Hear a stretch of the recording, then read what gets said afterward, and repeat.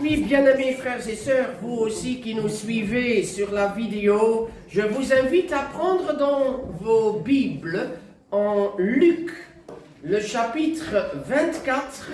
Nous lisons à partir du verset 13. C'est l'histoire des deux disciples d'Emmaüs.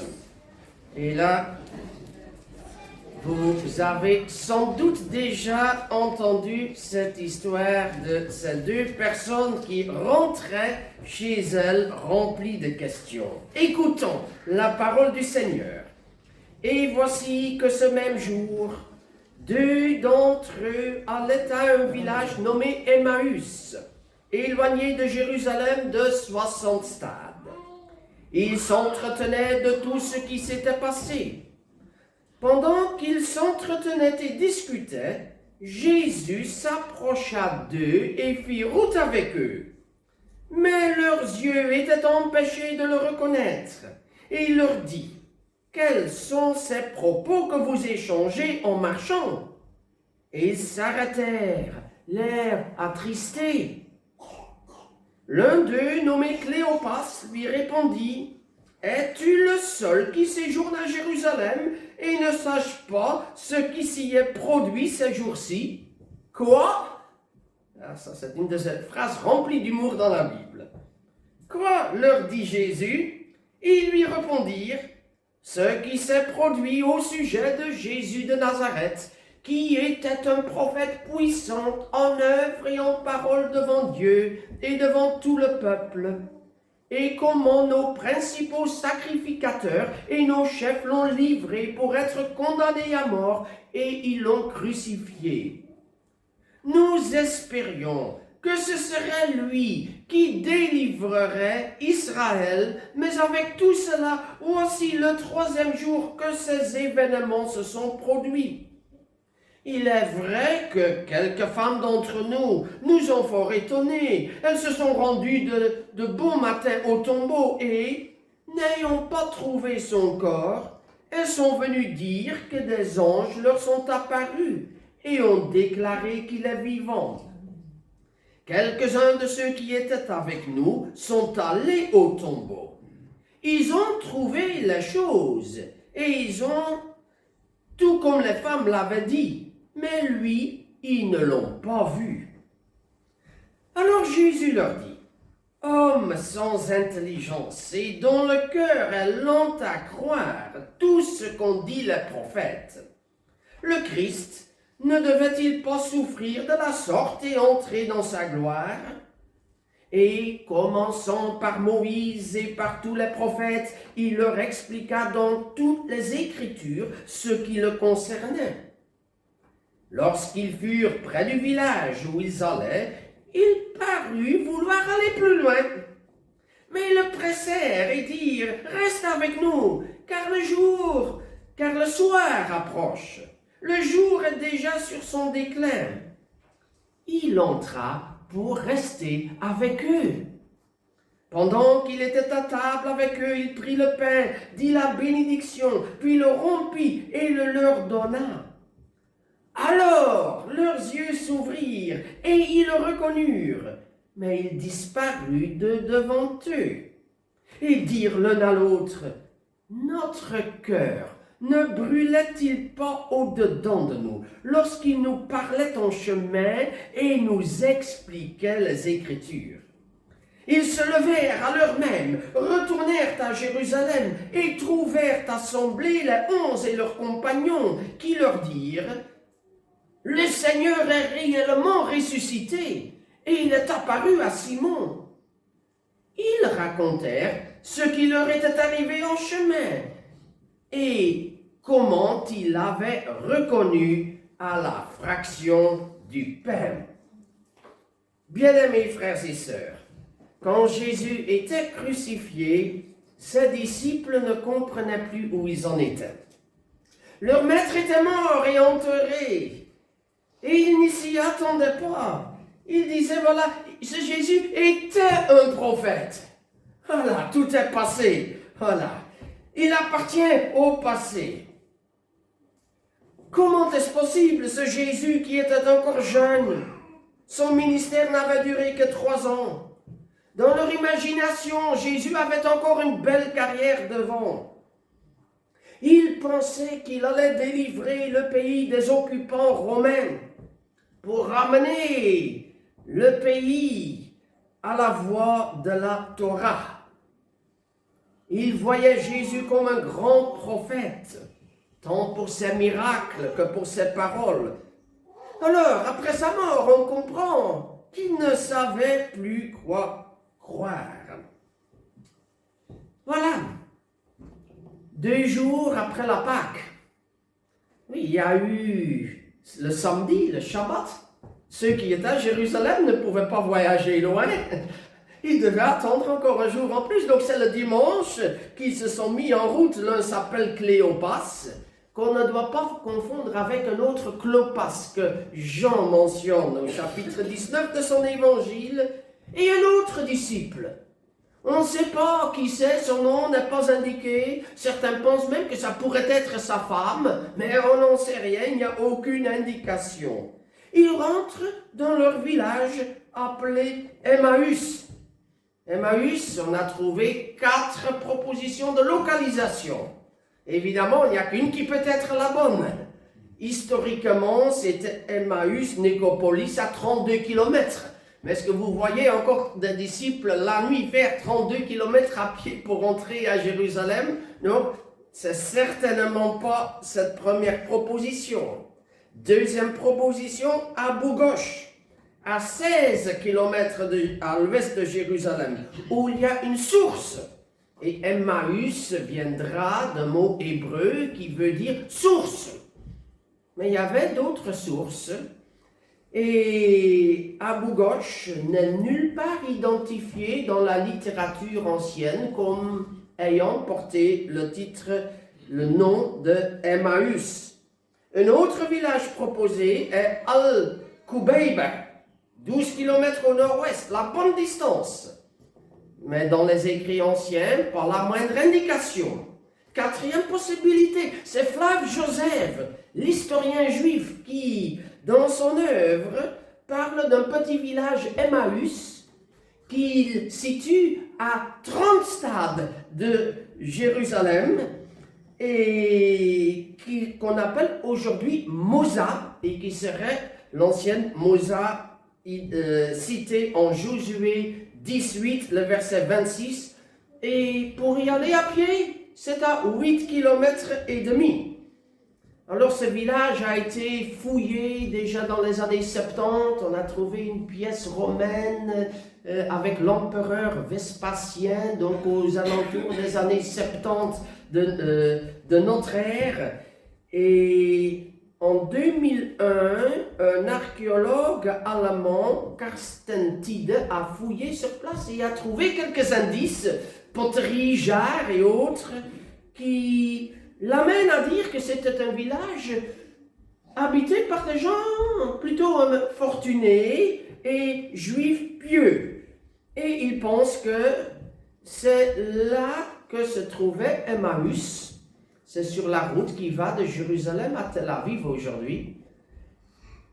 La distance n'est pas la correcte, mais il va dire, à cette époque-là, on ne mesurait pas exactement, mais c'était des approximations. Flav Joseph parle de 30 stades, et en réalité, aujourd'hui, on dit que c'est 44. Les gens de cette époque parlaient en approximation. Je pense que c'est la meilleure proposition, mais c'est pas ça l'important de le savoir. On sait qu'il y a eu un Emmaüs, peu importe l'endroit. Mais ce qui nous intéresse, comment ces 2 disciples, en pleine confusion, ont-ils trouvé confiance? C'est ce que nous voulons découvrir, ce cheminement de l'incompréhension à la confiance, de la tristesse à la joie. Alors revenons. Ils ont quitté Jérusalem pas au premier moment de la journée. Ils mentionnent qu'ils ont entendu dire que des femmes ont été au tombeau, que d'autres ont été vérifiées et que le corps n'est plus là. Donc, ils ne se sont pas mis en route au petit matin parce qu'ils ont certaines informations de la journée. C'est sans doute en début d'après-midi qu'ils se sont mis en route. Mais ils n'ont pas encore eu les informations que Marie-Madeleine ou Simon ont rencontré Jésus. Donc de cela, ils ne sont pas encore au courant. Donc c'est sans doute en début d'après-midi qu'ils se mettent en route pour rentrer chez eux à Emmaüs. Et même si c'était l'endroit le plus proche, il fallait quand même marcher 8 km et demi. Certains l'ont fait à pied, c'était 1h35. Mais quand on discute, ça peut prendre un peu plus de temps, je m'imagine.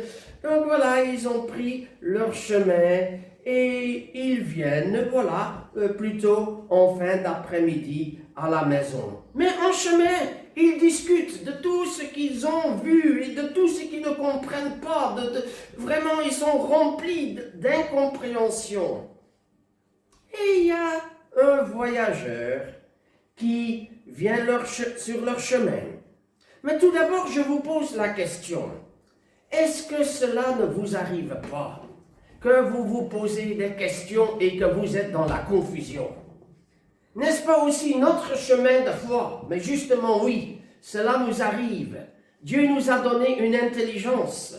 Et par moments, nous réfléchissons et nous posons des questions. Nous nous mettons en question. Et c'est une saine chose de nous remettre en question. Et quelquefois, nous pouvons ne plus savoir où nous en sommes. Quand j'avais 17 ans, les témoins de Jéhovah sont venus frapper à la porte. Je les ai accueillis et ils m'ont parlé de Jésus-Christ, que Jésus n'est qu'un homme, mais qui n'a pas la nature divine. Alors, je me suis dit, bien, j'ai appris une chose, mais voilà, eux, ils ont appris ce qu'ils ont appris. J'aurais pu naître chez eux et croire ce qu'ils croient. Qui a raison? Où est la vérité? Et là, je ne savais plus. Est-ce qu'il faut croire l'un? Est-ce qu'il faut croire l'autre? Voilà, des moments de confusion. Mais je savais que Dieu m'aimait. Et je savais où je devais chercher la réponse. Dans la Bible. Et là, je dis, Seigneur, j'irai là où ta parole me conduit.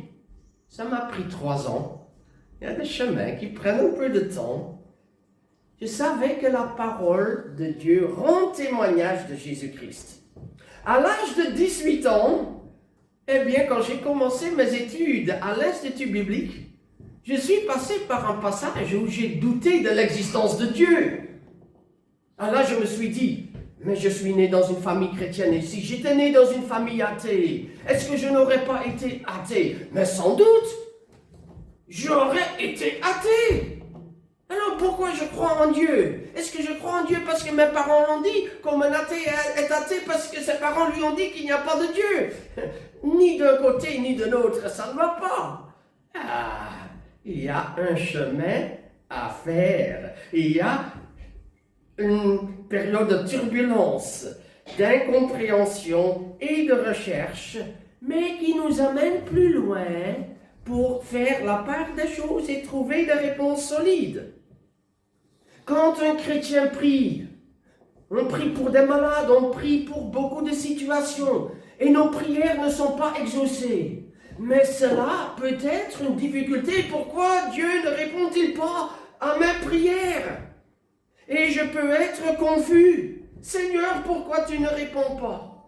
Pourquoi telle personne est décédée? Nous avons prié et elle n'est plus là. Pourquoi? Oh, il y a tant de situations où nous pouvons nous poser des questions car nous ne comprenons pas. Mais c'est possible de prendre le dessus. Et il y a un voyageur qui est venu à la rencontre de Clopas, de son ami ou de son épouse, qui c'était, peu importe. Il y a un voyageur, il marchait derrière eux et il écoutait, il entendait, et puis il s'est mis à côté d'eux, de quoi parlez-vous? Et ils expliquent,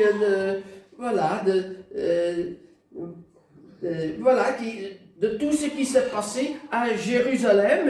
Et Jésus dit quoi? Comme s'il ne savait rien. Évidemment, il savait, mais il donne l'occasion aux deux d'expliquer ce qui ne va pas. Et il écoute. Tout d'abord, il écoute tout ce qu'ils ont à dire. Et puis, il va répondre. Mais ce qui est merveilleux, c'est que Jésus vient à notre rencontre. Il y a ici deux enseignements. Quand nous sommes dans un passage difficile, tout d'abord, Clopas et son ami discutent ensemble. Quand nous sommes dans un passage d'incompréhension, il est bon d'en parler avec une personne de confiance, de partager, de réfléchir ensemble. Peut-être pour découvrir que l'autre n'a pas de réponse non plus, comme c'était le cas pour les deux. Parce qu'il leur manquait les éléments de réponse qu'il fallait. Mais dans nos conversations, nous pouvons être avec un frère, une sœur qui a des réponses qui peuvent nous aider dans notre cheminement. Donc, première leçon, partageons avec d'autres ce qui nous pose problème, discutons-en. Et deuxièmement, le Seigneur ne nous laisse seuls. C'est lui qui est venu à la rencontre de Cléopas et son ami. Et Jésus est vivant. Et quand nous sommes dans un passage difficile, il ne nous laisse pas seuls. Il vient à notre rencontre. Ces deux disciples ne l'ont pas reconnu. Souvent, nous ne le reconnaissons pas non plus, mais il est là. Jésus l'a dit, je serai avec vous tous les jours, jusqu'à la fin du monde. Je ne vous délaisserai pas. Bien-aimé, quand tu es dans un passage difficile, tu te poses des questions. Tu ne sais plus où tu en es. Même si tu n'as pas de réponse, tu peux savoir que Jésus, il est quelque part autour de toi, même si tu ne le vois pas. Il ne t'abandonnera pas. Il se joindra à toi. Il se mettra à travailler ta conscience.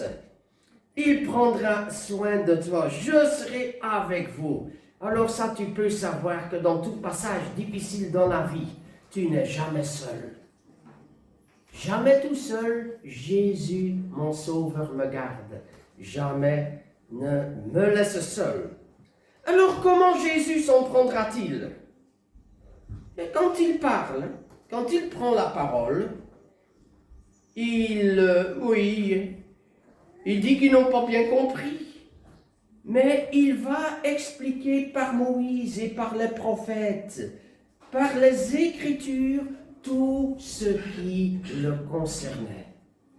Et Jean le dit aussi, ce sont les Écritures qui rendent témoignage de moi. Jésus se sert de la parole de Dieu. Et on peut dire toutes les prophéties concernant les souffrances de Jésus-Christ, concernant sa résurrection. Ésaïe 53, déjà Genèse 3, verset 15. Tant d'endroits, on voit des éléments de la croix, de sa mort, de sa résurrection. Jésus expliquait par les Écritures quelle était sa mission qu'il était venu accomplir. En effet, les disciples avaient un double problème. Tout d'abord, ils pensaient que Jésus était un Messie libérateur de Romains, et là, ils étaient dans l'erreur. Donc, ils avaient une erreur, mais ils avaient bien compris que Jésus était le Messie. Quelquefois, nous pouvons avoir une erreur sur un point qui nous piège, qui nous amène dans des difficultés. Et là, nous avons besoin d'être corrigés.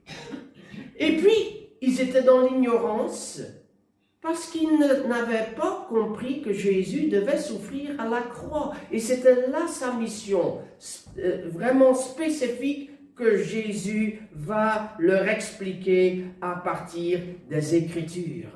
Il les informe des informations qu'ils n'avaient pas encore. Oui, ils venaient de vivre le moment, mais ils ne comprenaient pas encore le sens. Jésus se sert de la parole de Dieu. Alors pour nous, ça peut être par notre lecture personnelle, quand nous méditons, que nous trouverons des réponses. Quand j'avais la question par rapport aux témoins de Jéhovah, c'était en méditant en même temps Ésaïe 44, verset 6, où Yahweh, Dieu, est le premier et le dernier, titre exclusif. Et je lisais le même juste après, en Apocalypse 1, le verset 18, où Jésus est le premier et le dernier. Puis j'ai creusé ce passage dans tous les textes parallèles. Et là, la lumière s'est faite et j'ai commencé à trouver la réponse. C'est en méditant la parole. Et c'est ce que je peux vous dire en premier lieu. Quand nous sommes dans un questionnement, une difficulté, sondez les Écritures, sondez la parole. Comme les chrétiens de Béret, avant vous, faites de même et vous trouverez des réponses. Ça peut être dans un culte, ça peut être une vidéo, ça peut être la lecture d'un livre, ça peut être quelqu'un qui partage avec toi la parole du Seigneur. Mais Jésus s'est servi de la parole. Et quand nous sommes dans un questionnement, eh bien, ça sera encore la parole. Et le texte nous dit, quand Jésus parlait, et quand il expliquait la parole, ils disent, et est-ce que notre cœur ne brûlait pas en nous? Parce que la parole est l'épée de l'esprit. L'esprit se sert de la parole.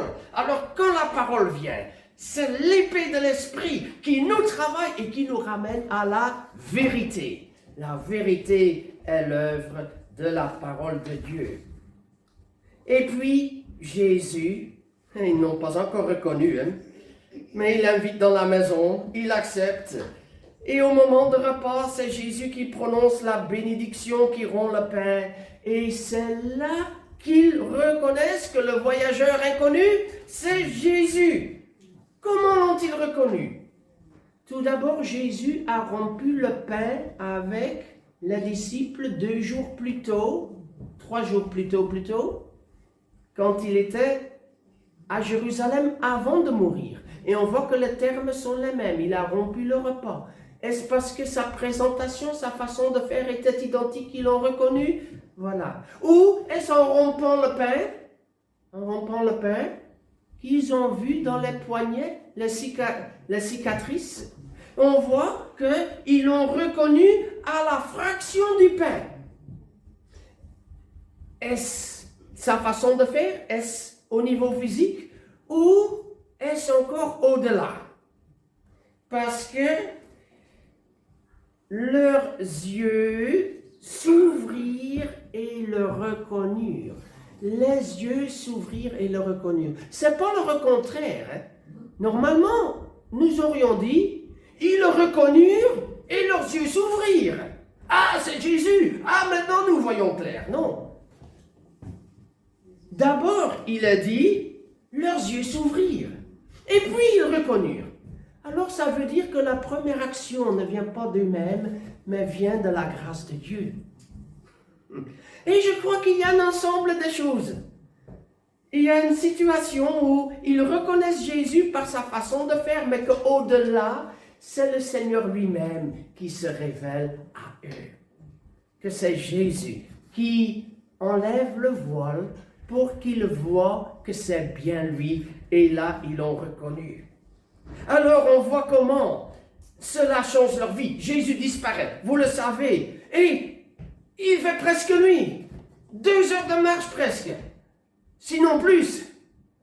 Marcher par le noir. Mais ça peut être dangereux, on peut trébucher. Et quand même, ils se mettent en route. Ils n'ont que la nouvelle du tombeau vide. Mais eux, ils ont rencontré Jésus-Christ. Et ils pensent que les autres ne l'ont pas vu. Donc, ils prennent leur manteau. La température commence à baisser. Ils se mettent en route. Ils ont dû marcher par le noir. Et puis, ils ont rencontré les disciples. Qui, eux, leur disent, mais maintenant, sachez que Jésus s'est manifesté à Simon, à Marie-Madeleine. Et ils disent aussi, et même chez nous, à Emmaüs, sur le chemin, Jésus a marché avec nous toute cet après-midi. Il est entré dans notre maison. On voit le contraste entre ces 2 personnes qui marchaient dans la lumière du jour, mais le cœur en ténèbres. Et puis, rencontrer Jésus-Christ de nuit dans les ténèbres. Il marche le cœur en lumière pour se rendre à Jérusalem. Quel changement de situation. Leur vie est tout transformée. Quand tu, mon frère, passes par un moment de doute, sache que le Seigneur est là. Il prend soin de toi. Quand tu es accablé, il est là, il prend soin de toi. Sache que tu as des frères et sœurs avec qui tu peux partager. Prends la Bible, la parole de Dieu, c'est l'épée de l'esprit. Et quand le Seigneur se joint à toi et te parle, quelque chose va brûler encore dans ton cœur comme pour eux. N'aie pas peur des passages délicats dans la vie, ça fait partie de notre vie chrétienne. Nous en aurons encore d'autres, mais le Seigneur est fidèle et ces passages difficiles, au fond, purifient et fortifient notre foi. Nous pouvons avancer avec confiance et espérance. Amen.